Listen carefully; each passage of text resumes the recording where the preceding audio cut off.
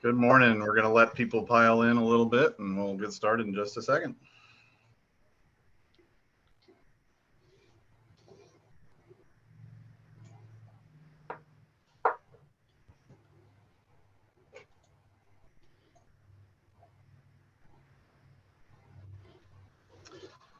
Good morning again. Thank you for joining us today and welcome to Regulation Navigation with Warren Miller, brought to you by ITS. This webinar series is centered around regulation-related topics that cover high-level compliance requirements and give an opportunity for you to learn something new, validate what you may already know, and ask questions affecting your operation. Thanks, Warren. Today, we're going to be discussing the gas pipeline leak detection and repair notice of proposed rulemaking, or NPRM. We're currently in the public comment period for this proposed regulation, which closes next week, and I'm certain we'll have a lot to talk about today.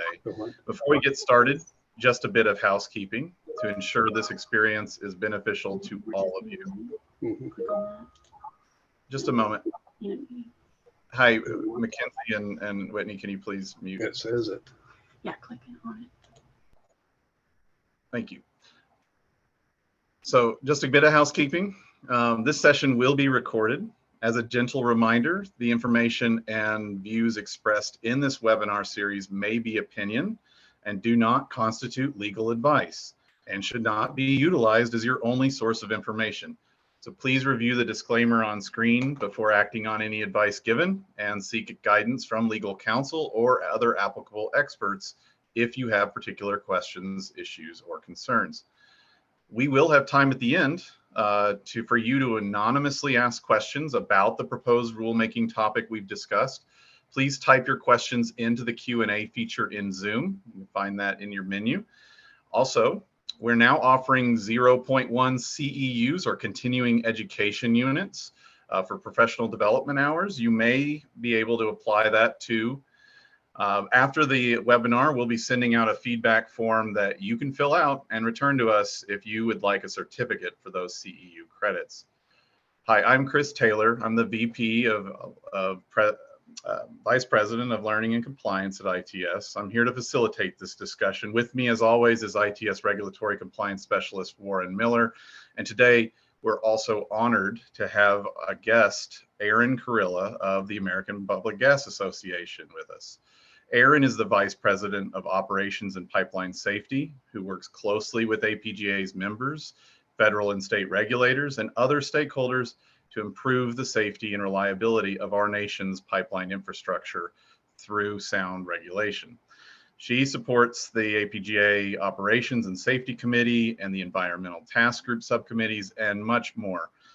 Erin, thank you for being with us today. And you're here to talk to us about the industry's response to this NPRM and the role that you've been playing, coordinating, commenting between the industry's major trade associations. So with all that out of the way, again, thank you for joining us. Let's get going. Erin, can you just tell us a little bit more about the membership makeup and the mission of the American Public Gas Association? Sure. So APGA, we're the national trade association that represents publicly and community-owned natural gas utilities around the country. For those not familiar with that, you might be surprised to know that there are I think there's 997 right now, public gas systems operating in the United States. We have over 750 of those as members of APGA. And one thing I like to let folks know, just in case perhaps there's one or two of you on the line that fall into this bucket, if you are a public gas system with less than 500 customers, we automatically include you in our membership. And that's just our commitment to making sure that you receive all necessary information concerning especially pipeline safety issues, upcoming regulations, guidance that might be distributed through PHMSA. We just want to make sure those folks are never missed and always have access to the information they need. And we help with everything from operations and safety issues to other advocacy issues going on around DC. Thank you, Erin. That's excellent. And I know the industry as a whole is grateful for the work you're doing, not only for publicly owned utilities that make up your membership, but investor-owned utilities that are part of all the other trade associations that make up this great industry. Thank you for the work you're doing. Last time we talked, Warren, we had a high-level discussion of this NPRM on leak detection and repair. Can you give our audience a brief recap of what is in this NPRM?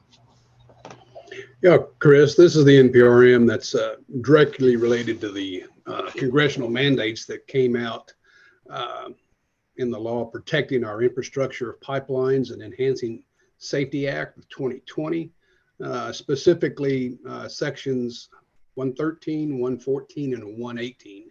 And that was published back in December of 20. One of the things to reminded folks last time is that PHMSA developed this NPRM that we're discussing again today in less than 2.5 years. Again, there's a number of changes that are being proposed to reduce methane emissions.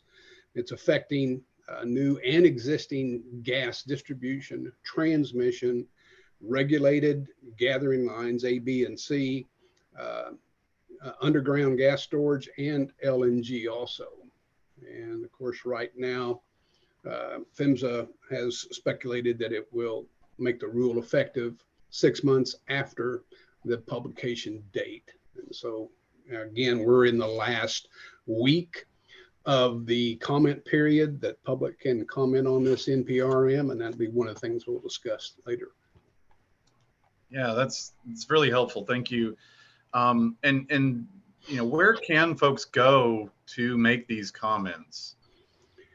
Well, we've actually got a OQR code that they can hook up with their camera, and capture that right now. We'll take them right to it. They can go on to the regulations, to the website under regulations.gov, and you can put your comment in. One thing they've got, and I just did mine this morning actually, is there's a space for 5,000 characters.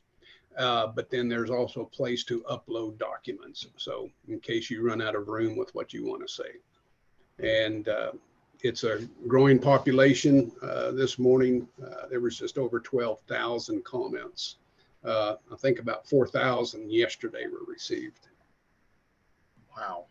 Wow. Is that, I mean, from those of you who've watched comments, is that normal?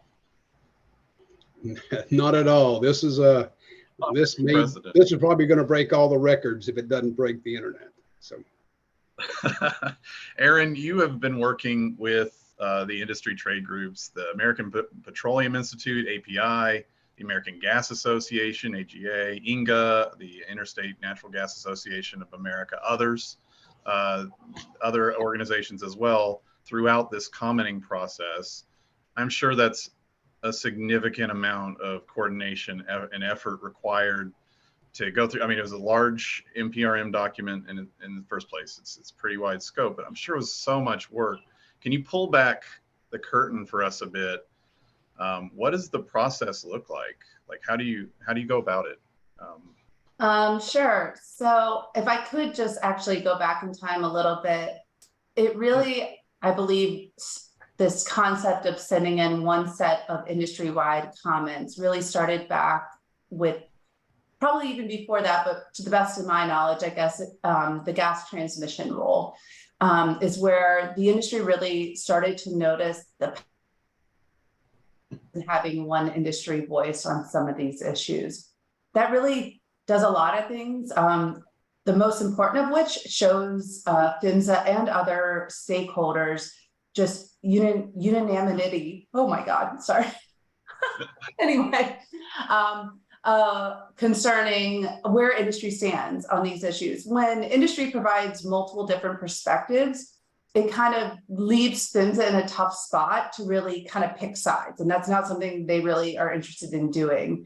And so by coming to consensus during the comment period, it just really allows PHMSA to see that industry is serious about this position, whether it's record retention timelines or, recheck intervals or whatever it might be in this case. And so we've really tried to do that on any PHMSA comment period since in the past, I'll say, decade. And so when this rule was published in the Federal Register and when the proposed rule was published, it really was a no-brainer. We knew we were going to work together. Everyone from the Gas Processors Association, which represents midstream pipelines, through API, AFPM, which represents the LNG operators, all the way through our interstate partners over at INGA, and then AGA, which represents the investor-owned gas utilities in AGA. We knew we were going to work together from the beginning. And so, like any good group project, if you were to go back to high school and college, we kind of divide and conquer. We each took portions of the proposal, really most applicable to our membership and of highest interest to our membership, analyzed both the preamble language and the proposed code text, as well as looked at how PHMSA addressed the cost benefit analysis for that proposal and developed our comments. Lots of phone calls. I think we're up to 2 times a week phone calls with the trade staff, often bringing together subsets of our membership to collaborate. It's not without moments of negotiation and whose definition do we think will be the most successful throughout the rulemaking process. And so it's rewarding. It's a lot of consensus building. And just yesterday, spent 8 hours locked in a room with my trade association staff friends, trying to figure out what else we need to put in these comments. Were there any gaps in our kind of second draft? I'll call it that, because we are exactly 1 week out at this point. Comments are due next Wednesday. And so it's fun. It's really just the precursor. This is step 1. And I know we'll talk about what subsequent steps there are pertaining to public comment on proposed rulemakings. Thank you, Erin. And I know the industry thanks you and those other industry trade groups and all those individual members really putting in that work to represent, the other side of the story, what these impacts would be if the NPRM comes out as a final rule as is today.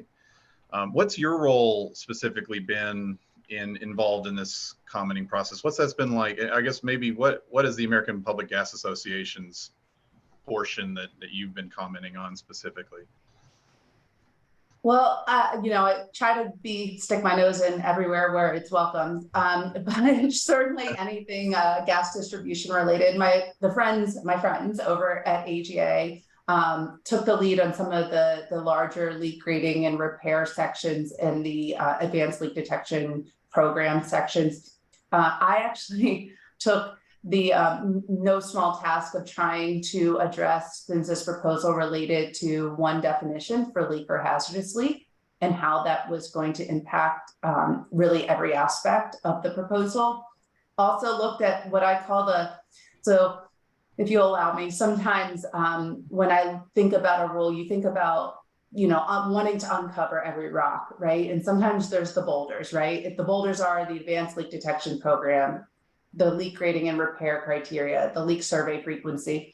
But then there's kind of some of the smaller rocks, which, you have to look at and really understand, because sometimes truly the devil is in the details. So I looked at some of the provisions around just operator qualification training and how that might actually impact the overall impact of the rule. It might seem benign, some of those little provisions that were tucked into the proposal, but it had pretty significant impact on operators of any size and of any makeup. And so tried to look at that stuff. Record retention requirements. I stick my nose in everywhere. I kind of joked with my friends at AGA that did take on some of those larger roles that I was the reserves, as they're kind of taking deep breaths as they end near the end of the comment period. I'm trying to swoop in and just beef up and add to and throw some some historical context into some of these provisions that really getting everything we can down into paper in the comment period. Again, thank you and to everyone working on this. Erin, which topic in the NPRM, which boulder, if you will, or maybe small rock, is, in your view, giving the industry the most heartburn? Well, yeah, thanks for throwing up this graphic. Just trying to show folks how all-encompassing the rule is. We talk about, again, how maybe at a first glance, right? Codification of leak rating criteria closely mirroring GPTC guidance doesn't feel that strange, right? Maybe the concept of having an advanced leak detection program, aka another program for you to manage, is not something people are doing today, but understanding that maybe I have to write a new document, right? But I want to point to PHMSA's proposal to this one concept of leak and hazardous leak as the overarching concern that we really wanted to address. And I don't know if you want to go ahead and throw up that slide that shows PHMSA's definition, but what it effectively is doing is saying that all leaks are hazardous. And I know that's not something, at least we who know and work and live and around these pipelines know to be true. We've always reserved the term hazardous to mean hazardous to persons and property. That's a concept that is integral to distribution integrity management. And it's a concept that has bled throughout all of the other modes. So transmission pipeline operators, even though they're not subject to DIM, they still have used that concept. And so one of our biggest proposals back to PHMSA is, hey, you gotta define those separately. They are not synonymous. They mean different things. And the term hazard needs to be reserved to safety of people and property. And so, and we recognize something that is hazardous needs immediate repair and continuous action until it's no longer hazardous. And so if that looks and feels a lot like a grade 1 leak, for those of you that use GPTC guidance, you'd be right. That's our proposal back to PHMSA. And so just making sure, I think that's going to be a long discussion once we get to the next phase of this rulemaking, which is a meeting of the PHMSA Gas Pipeline Advisory Committee. I don't anticipate this to be an easy conversation. There are a lot of folks that have different opinions on what the word hazard means and what might require immediate repair and continuous action. But we've got to come to consensus. Not just the good news is industry is at consensus. Now we've got to get all those other stakeholder groups kind of understanding that if everything is a priority, then nothing's a priority, right? And so being able to really prioritize efforts. Our resources aren't infinite, right? They're not a million ants all running around. We've got to send our people to make safe. And for us, safety is safety of people and property. Thank you, Erin. That's really interesting. Warren, do you want to weigh in here as well? What do you think is kind I think the biggest thing is this is such a huge proposal of new rulemaking, changing definitions, adding things, adding equipment that, some folks have never used, and then going to the micro requirements of 5 ppm, for any leak that's considered a hazardous leak almost in PHMSA's eyes. And there's got to be some, consideration, but the many requirements these operators are going to have to implement in such a short time, and some of them are very costly. And I think that's why you're probably going to see a lot of discussions with the comments. And then I guess when they do have these technical committee meeting, which could be quite a special time to be there. Thank you, Erin. Let's dig in just a little bit more on maybe what are the other boulders or the most important requirements in this notice of proposed rulemaking that will affect operators. Sure. So, like I mentioned, there is codification and increase in leak survey frequency for gas distribution operators and an increase in patrolling requirements for gas transmission operators. I think a lot of that won't be surprising to folks. They are proposing that gas distribution operators move from a 5-year leak survey cycle to a 3-year leak survey cycle. They're also proposing to codify what I would consider kind of a distribution or integrity management best practice for additional actions or accelerated actions, which is you should probably be leak surveying some of that vintage leak pipe on an annual basis. Well, they're saying you must. I think many operators probably already are. However, it kind of goes a little bit farther than that because when you look at those leak survey frequencies, in one section, you're getting a prescriptive, thou shalt leak survey annually. We'll say, well, let's take cast iron. Thou shalt leak survey cast iron annually. When you jump over into the proposal for the advanced leak detection program, it then asks operators to justify why they aren't doing it even more frequently. And that's where the burden starts to come in, right? So not only am I saying you must do it annually, you must also provide verification or justification on why you aren't doing it more than annually. And that's where we're pushing back a little bit. Not a little bit, we're pushing back. You can't have both a performance-based requirement and a prescriptive requirement in conflict with each other. That's where the unnecessary burden starts to weigh in. And so one of the examples that I had thrown out in a slide was not only are there prescriptive requirements based off asset type, but we see PHMSA also wanting to do prescriptive requirements around additional leak surveys that are triggered based off of various events. If you want to go back to the slide that shows, yes, the environment, thank you so much, the environmental changes and extreme weather events. For some reason, the proposal threw out in the leak survey frequency a prescriptive requirement around rechecks of grade 2 leaks after environmental changes. That belongs, in our opinion, that concept belongs, in our opinion, in the leak grading and repair requirement, not in the leak survey. It's a little bit out of place in the proposed rule. So the industry position is to remove that requirement.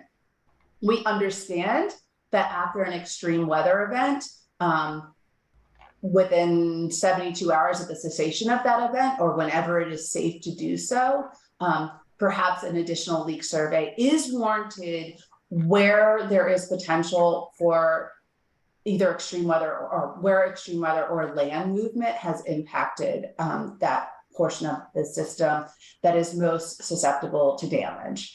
And so just yesterday, after I gave Chris these slides, we were talking with the trades. I mentioned that we were in an all-day meeting yesterday, and I'm gonna try to throw in some edits to that extreme weather surveys, because at least for me, it's a little bit confusing. Is it an extreme weather event and land movement, or that results in land movement? And what is land movement, right?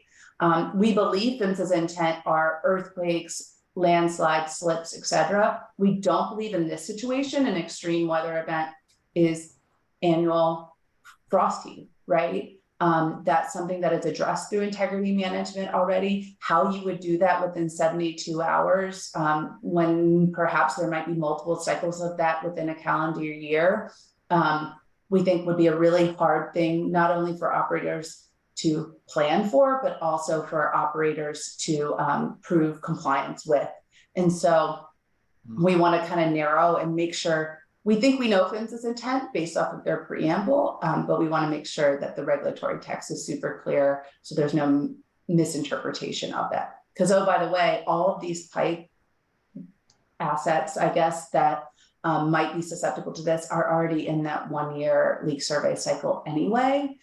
So again, we're starting to layer on these requirements in a little bit funky ways. And so we want to make sure that's super clear. So for example, an operator with cast iron in a portion of this country that experiences a lot of ground freezing and thawing, they would have that one as their an intended accelerated action in their distribution integrity management, they would already be doing leak survey on a 1-year cycle per this new regulatory requirement. We don't think they need to do it within 72 hours of that thaw, because that's not and for that portion of the country, that's not an extreme weather event. That's a pretty anticipated weather event that happens annually. So these are the examples of the devil is in the details. We're trying to make sure we encourage clarity on all these places, and hopefully PHMSA agrees with us. Wow, it's a lot. Are there any other points that you want to cover that you think that it's good for the industry to know right now that are in the NPRM? Again, y'all, this isn't a final rule yet. We're in the. Oh, I know. I think we'll talk about the don't panic yet line before we end this call. I saw there was a hand up. I don't know how that's handled with you guys. I apologize. Do you want to go to a question or no? Oh, no, we'll do question and answers at the end. So we'll ask all those pose those to you and Warren. Okay, cool. So yeah, keep them coming. Yeah. Yeah, maybe I'll do one more example of how it seems benign, but when you really get into it, if you want to go to that other slide around rechecks, I can kind of talk through that a little bit. Yeah, so in the leak rating and repair requirements, once you have done a repair, PHMSA is codifying requirements about when you would go recheck and verify that your repair is sound. And so you can see the blue text here is PHMSA's original proposals. And then the purple is everything the industry is suggesting get changed. And so I want to show how the industry trades and all of our membership are trying to really put into words what actually happens in the field. And so what we're suggesting is that an operator must conduct a post-repair leak recheck at least 12 hours, but not after 72 hours, if a 0% concentration reading is not achieved at the repair site. So above ground leaks, tight and lubricated josts, whatever, you're gonna get that 0% reading. You don't need to do a recheck. You're done. Move that leak out of your kind of leak log, right? If you can't get that 0% reading because of gas migration in the soil, then you need to come back and do a recheck. And the idea here and what we're trying to show is that if the recheck shows gas concentration lower than your most recent read, you must perform another recheck within 30 days and continue rechecking until you receive a 0% read, right? You're watching the gas in the ground dissipate and verifying that your repair is sound. Go to the next slide. If for some reason the recheck shows higher or sustained, then we got to think about, has another leak popped, or was your repair not sound? And that's when we go and re-trigger kind of the leak investigation procedure.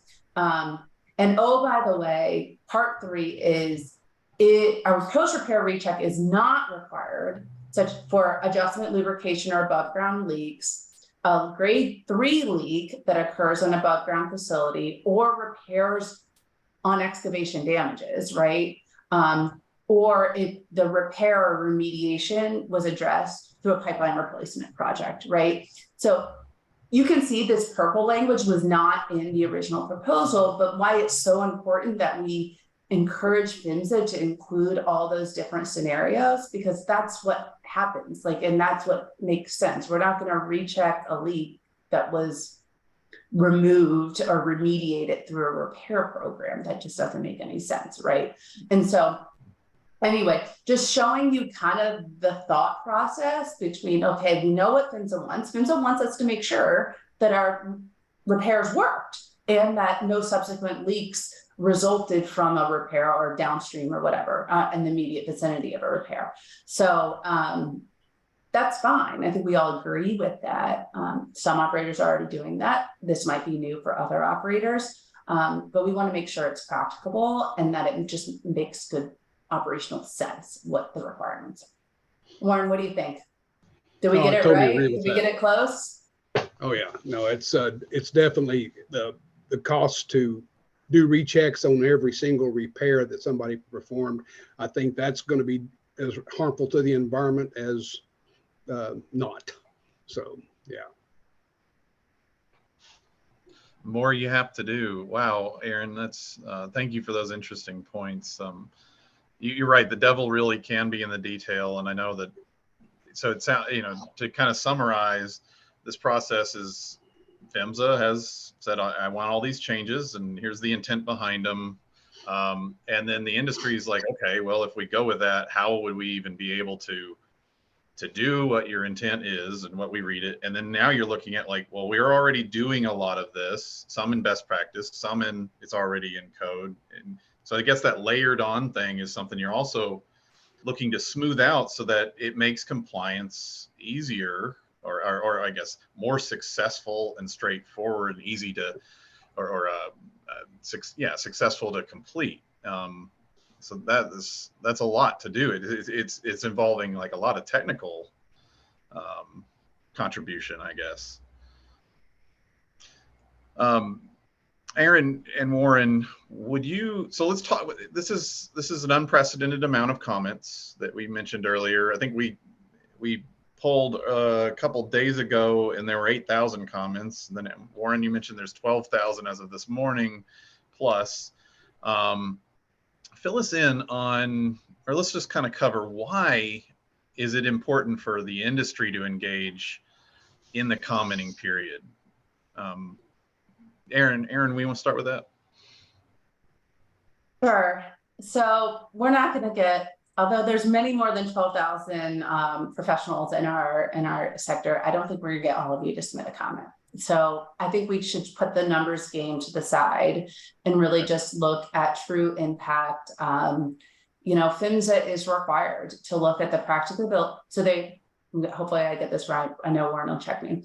So any rulemaking come out of PHMSA needs to be reasonable, practicable, cost-effective, and technically feasible, right? And so Warren hit on the 5 parts per million, which I didn't even get into, but is a whole other hour-long segment that we could do.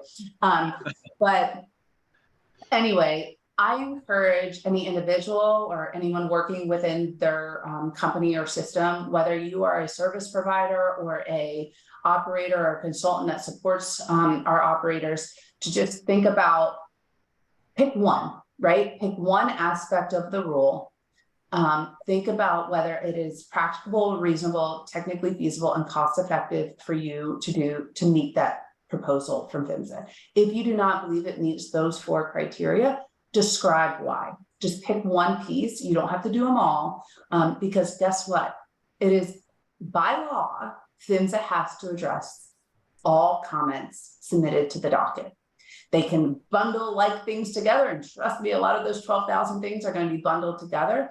But if a lot of operators give anecdotes, give cost estimates, give data showing what will be required of them to meet the proposal, that's really good information that PHMSA has to think about before they issue their final rule.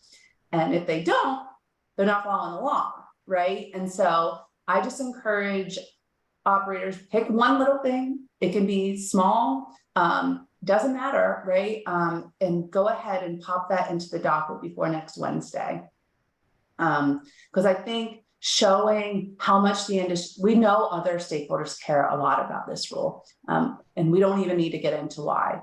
We've got to show how much we care about this rule and what these provisions will do to your day-to-day operations, both good and bad. I think it's okay to say you support certain aspects of the rule, and I think that's important for those other stakeholders to hear. But I think you have to show, we have to do a good job showing where things just hits the punchline, just aren't practicable, and provide actual operator input on some of that as well. Thank you. Warren, what do you think? Well, it was gracious of PHMSA to give another month for folks to get their comments together. I will tell you, on July 17th, there were 4,700 comments, and there were only 2 from industry. The rest of them were from individuals and who requested PHMSA publish the NPRM just as it was, and even some of them asked for even stricter requirements. Again, I believe these would be considered lay people, not of industry, that have no earthly idea how the industry operates, maintains, even the administration of a program and something of this big. So it's great to see these last few days, the numbers that have come in.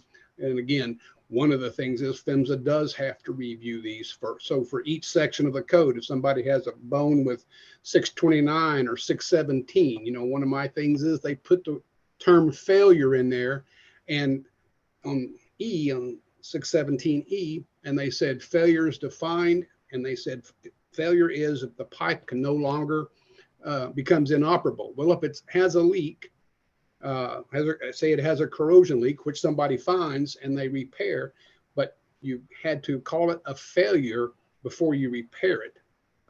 They've gone some further directions than I believe what was really required by the mandates, and that's why I think industry has to come together and say, you know, we are all for safety. We want this to work, because no operator wants to lose gas. They don't want to lose money.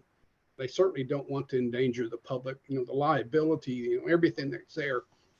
They're not in the business for losing. So they want all this pipe to be, you know, solid. But there are going to be these leaks that occur because pipe has life expectancy. All right. Sorry, I'll get off my box. I apologize, Erin. No, that's good. You know, that's another area that I think that is important. It just is resounding again. It's like industry is looking at this and saying, well, what is actually feasible here? And, you know, if we were to do what is prescribed, here's, you know, the cost effective essentially like goes out the window. I was looking through just a sample of comments from the first 2 pages a couple days ago, and it was a lot of templated, like you said, from individuals, and I think it's important that their voice be considered. But I think a lot of that will just be bulked into, it's the same message over and over. Obviously, a campaign happening there. But what happens next? So, commenting period ends next Wednesday, I believe. What happens next? Can we pull the timeline up again? And Erin, what happens next? Sure. So right now we are up against that August 16th comment period closing. Over the next couple months, PHMSA will be doing just what we were talking about. They'll be reviewing all of the comments submitted. They'll be determining how those comments impact their proposal. What things are they keeping? What things are they modifying? How are they modifying them? And then they are preparing for their Gas Pipeline Advisory Committee meeting. That is a congressionally mandated FACA committee, which means it is equal representation amongst industry, the regulator community, and the public. So there are 15 members on that committee, 5 regulators, 5 operators, and 5 members of the public. And those individuals usually represent various organizations, right?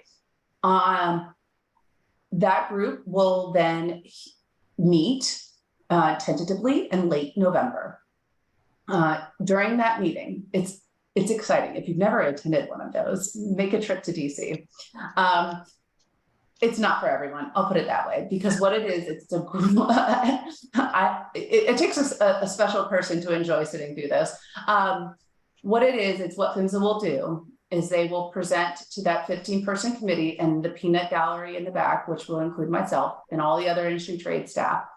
And what they'll do is they'll say, hey, this is what we they'll go provision by provision through the rule. This is what we proposed. These were the comments that we received. They'll do a high-level summary, 2 or 3 slides, right, representing what the comment said. And then this is what we now propose, either unchanged from our original proposal or how we propose to change it based off of the comments. And then they'll say, committee, would you like to discuss? And the committee, the 15-person committee, it depends on the order. Sometimes they open it up for public comment first so that the public can kind of reiterate some of what they gave in their written comments. Sometimes they have the committee discuss, then public comment, and then the committee discuss. My guess is they'll do public comment, and then the committee will discuss whether or not they believe PHMSA's kind of subsequent proposal should be further amended based off of what they're hearing during the committee meeting and the discussion that has followed. Once they get close to an agreement, someone will call for a vote, and it basically is a kind of canned language that says the PHMSA Gas Pipeline Advisory Committee finds the following proposal practicable, reasonable, cost-effective, and technically feasible. Go forth, PHMSA, and write that part of the rule, and they will work piece by piece through the regulation. It's a really great opportunity to see the stakeholder groups come to consensus. In the time I've been doing this, I can count on one hand the number of non-unanimous votes, meaning consensus is almost always achieved. And historically, PHMSA has stuck very, very close to the advisory committee recommendation. Now, they aren't required to. They don't have to take what the committee says. They have to explain why they don't. And usually that's a pretty big hill to climb. And so more often than not, we see PHMSA take especially unanimous votes into consideration. Now, the waters are changing a little bit. I'm not sure we will receive unanimous votes on most or all of this rule. I, in fact, expect we don't. There will be symbolic votes, right, from stakeholder groups that simply on principle don't want to vote, even if they think it meets those 4 items. And so it's going to be an interesting meeting. Anyway, what comes out after that, PHMSA goes back, does their homework, revises as they feel the advisory committee has recommended. And then we fully anticipate seeing the final rule publish, I'd say late Q1, early Q2 of 2024. The reason for that is that this administration, like all administrations, has their eye on a special date that is 90 days prior to an election, or excuse me, to an inauguration. And so if, depending on how the 2024 elections play out, if there's a change in administration, then 90 days prior to a new administration taking office, any rulemaking completed after those 90 days, so within 90 days of an administration change, are subject to what's called the Congressional Review Act, which means Congress could then pull back any rule promulgated within 90 days of an administration change. And it's 90 congressional working days, by the way, which they don't work all the time, in case you didn't watch the news. And so there's a high incentive to get this done this summer, next summer, should I say, summer of 2024, because then they are outside the potential 90-day Congressional Review Act time period. And so that's why we know they've got their foot on the gas. They want to get this thing done. That's why the advisory committee meeting will happen this year. If it doesn't, something's up. And why they will churn out that final rule as quickly as they can. Not to say that any one of us in the same scenario wouldn't do the same. Now, the big question and one of the big comments back is going to be about the effective date. Just because a rule is published does not mean it becomes code yet. There is an effective date that is placed on that. In the proposed rule, I think Warren mentioned earlier, it's a 6-month effective date. But we certainly are commenting that it should be much, much longer than 6 months. How you could possibly move a 5-year leak survey cycle or even to a 3-year or even 1-year leak survey cycle within 6 months, not to mention the utilization of different technologies, not to mention leak rating criteria and all the training and OQ that comes along with that, is just mind-boggling that you could do it within 6 months. And so that is not practicable. It is not reasonable, and certainly is not cost effective to try to do all that in 6 months. And so I want to I don't want to let the cat out of the bag about what we're proposing because it's still being discussed right now. But we will be pushing and we will be using our best negotiation tactics to end up at a reasonable effective date period, meaning even if the proposed rule publishes on, June 1st of 2024, I cannot imagine a scenario where operators would be required to put into practice all of the new requirements within 6 months. I think PHMSA is going to have to move off of that. I think that was their best negotiation strategy, was to come out hot with 6 months, and that we're going to end up somewhere hopefully reasonable. So I think that leaves us at the don't panic yet, maybe. Yeah, I think it does. So sorry, I lost. No, it's okay. Yeah. You just touched on one of the industry comments that I know you're hopeful will change, your comments on the effective date. Are there any others? And then again, I know that we do want to reiterate, this is not a final rule yet. This is no time to panic. Correct. I mean, I'm hopeful we can get somewhere reasonable about this concept that all leaks are hazardous. I think that is a definitive fork in the road. The agency has to decide which fork they're going to take. Are they going to concede that forevermore?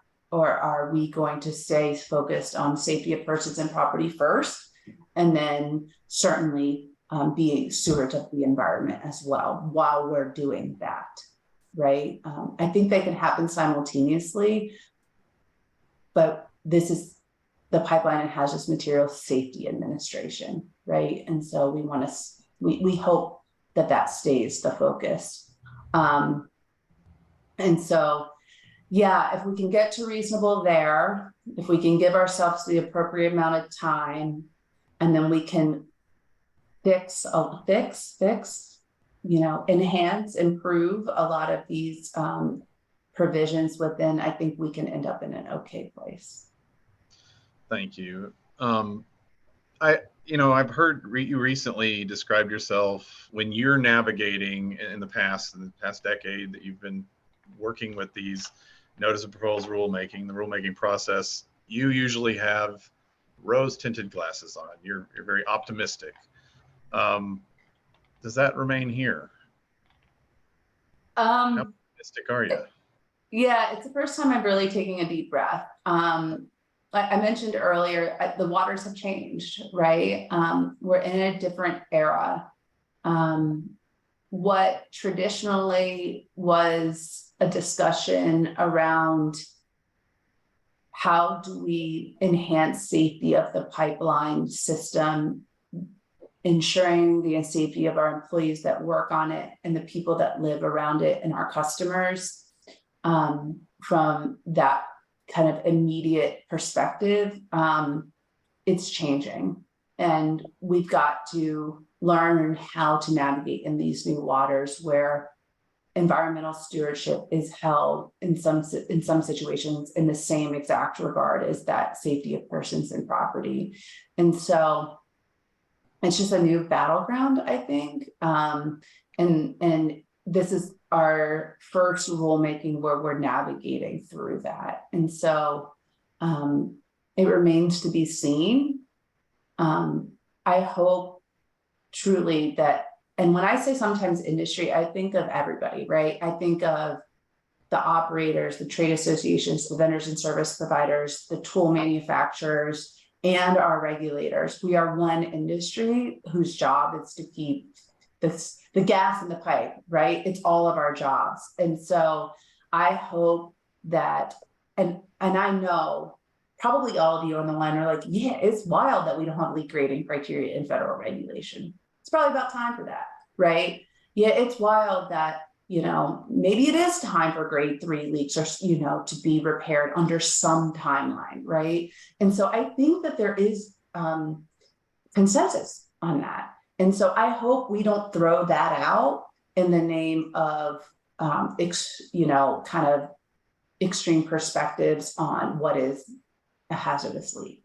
I hope that we don't go backwards instead of forwards, because I think we can go forward pretty easily, to be frank.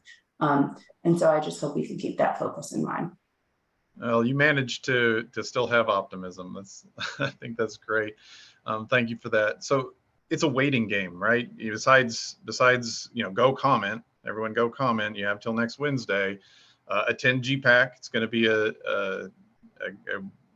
really interesting one. Probably many days. I don't think you could fit all that into one day. Several days of that. Besides that, what can operators be doing right now to prepare for this NPRM, if it were to even come out essentially unchanged, which we really hope it won't? Warren, what do you think? What's one thing they could be doing? I think that if it came out unchanged, the first thing would be they firstly have to identify their possible expenses. This would be personnel, the training to get them, if they had to get new equipment to meet the standards. There'd be quite a few OQ tasks that would probably come about, and then amending O&M procedures. And I'm not saying don't start that right now, but that would be that first place. I think PHMSA does have the grant program. This may be a place to utilize. If this were to go just like it is, I think a lot of people might not be applying for that money to help them meet the requirements. If PHMSA allowed it, of course. Yeah. Erin, do you have anything to add? What can operators be doing right now? Yeah, I think just getting familiar with the newer leak survey technologies, understanding what is best for your system, what tools would make you the most efficient at your system, understanding those, looking at frankly, just looking at your leak survey frequencies. If you're a distribution integrity management or distribution operator, looking at your DIMP plan, what are you already doing? You might be already doing some of this stuff. And so just kind of familiarizing yourself with where you are as it pertains to kind of frequencies. Do you do rechecks? You saw where if you don't do rechecks on your repairs, you're gonna have to do something, right? And so starting to look at what it might take to start to align some of your O&M practices to that, I think would be a decent idea. Great advice. All right, y'all, it's time. We're running out of time in this hour webinar, but it's time to enter your questions into that Q&A chat box. We have a few already in. While we wait for you to do that, any last questions, let's recap our 5 main topics for the webinar. Warren, you want to kind of recap our discussion here? Well, Erin said it, don't panic yet. This NPRM is still in that public comment period. Things can change. Secondly, there's thousands of comments on this rulemaking. It is probably the most ever. Plenty of those comments, again, haven't taken into account the industry's safety record. Any new regulation that's proposed, we're going to have some changes. Be prepared, kind of be proactive and prepared to make those adjustments. Hopefully, again, as Erin's talked about, it's going to be reasonable, more common sense than the whole bucket. Learn about this rule and its technical requirements, such as the equipment. Don't wait till the last second. It won't hurt to read about what possible needs you may need. Erin talked about vetting that technical equipment, and then I cannot impress upon you enough to please send your comments in. Even again, just for a particular section before the deadline, which is 11:59 the night of August 16th. And we've given you the location of this. Please go there. You can certainly Google it. And I think it's one that you really want to address. Thank you for the recap, Warren. Erin, thank you for joining us. So we're going to send these takeaways and include a link to that Federal Register and the comment section as well, or the link to this comment, where to comment, in our email follow-up. Don't forget, you have an opportunity to get continuing education units. Just to use that feedback form that's in that email as well. Return it to us with a certificate of CEUs. So at this time, we're going to be taking those questions. Right before I do, one little promotion. ITS is having a user conference again. We do it annually. This is going to be in Nashville, October 10th and 11th. We'll be hosting that in the Westin in downtown Nashville. Always a great time to connect. You can hear from industry experts, experience our products and features in our platform, and enjoy those networking opportunities. We have breakout sessions on operator qualification, advanced training on ITS products, best practices from the industry leaders. Registration's free until September 1st, which is a $200 value, and hope to see you there. I'm really excited about that. So Erin and Warren, our first question, I think this was posed before the session. Does PHMSA expect lines to be physically located in advance of every leak survey? That is not, well, it's not explicitly required. In PHMSA's proposal, they say a tool has to, and we're pushing back on this, by the way, but in the proposal, it says any tool utilized has to be able to measure methane at 5 parts per million within 5 feet of the pipeline. Well, one could argue if you don't know where the pipeline or you don't have it, how are you going to prove that the tool is within 5 feet of the pipeline? We're pushing back on that, the whole 5 feet of the pipeline, for like 100 different reasons. One of which is some pipe is buried farther than 5 feet under the ground. And also that's not how the tools work. And so there's no explicit you have to locate, but if for some reason the threshold for tool capabilities remains the way they've originally proposed, some might argue you have to locate to be able to prove that the tool was in 5 feet. Another attendee has asked, do extreme weather events or surveys only include cast iron mains? No. I wish, here, hold on. I've got the comments right next to me. I'm shopping. It is,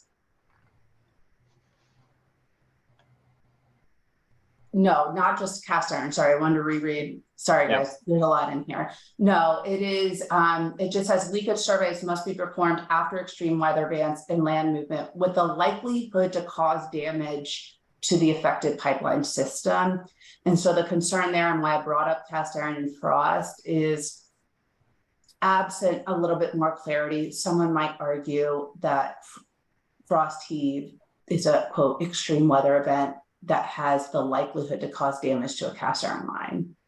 And so we want to avoid that very different interpretation than we think PHMSA's original intent was. But as it's written, it would be any pipeline after an extreme weather event where there is a likelihood to cause, well, with the likelihood to cause damage to an affected pipeline segment. I have we only have time for one other question. I'm going to read off here from one of the audience. What is the background behind a joint trade recommended 12 to 72 hours window versus the PHMSA recommended 14 to 30 days? You know, while you guys were chatting, I was cheating and reading back at our comments. I was not the lead on that. And that's the second time that question has been asked of me, and I need to check with my friends that drafted that up. My hunch is a desire to quickly remove some of these leaks that the residual gas is not in the soil from their leak backlog, and try to get them out of the system quicker. I understand, depending on kind of your soil conditions, why that might not be enough time. And you might end up having to do a second recheck. Either way, thank you for asking the question, because I don't think our comments do a good job explaining why we've adjusted that time frame. And so I'm going to make a recommendation that we beef that up a little bit. So thank you for asking. That's awesome. Yes, thank you. There are other questions that have been asked. Go ahead. That one. Yeah, go ahead. I'm actually surprised they allowed that much time, since they're trying to shut down emissions. Why they would allow 30 days if something was supposedly leaking after it's been repaired. to determine whether it was. I'm surprised they didn't push a quicker timeline. So. Yeah, they being PHMSA, and my guess, honestly, for the person asking the question, is that there was like a quick poll of operators that happened to be at the disposal of whoever was drafting that section of, hey, how quickly do you guys do reach outs? And a bunch of them said, oh, we do it between 12 and 72 hours. We go back the next day, right? Or if it's the weekend or Friday repair, we go back on Monday. And so I suspect it was just as simple as that, but we should probably have some technical explanation as to why we're proposing a different timeline. Well, I think it's really cool that this has helped the process, this webinar. And if any of you go and comment, you're helping the process as well. There are a few more questions, but we've run out of time, and we'll be sure to follow up with you afterward individually. Thank you for your time and expertise today, Warren and Erin. Thank you for, we really appreciate you giving the industry an insight into, peek behind the curtains into what the industry is doing to help educate the rule makers and help the process. Thank you to our audience online for joining us today. Please mark your calendar for our next regulation navigation webinar. It'll be on Wednesday, November 8th. We look to see you then. Be safe out there. Thanks, everyone. Thanks, Erin.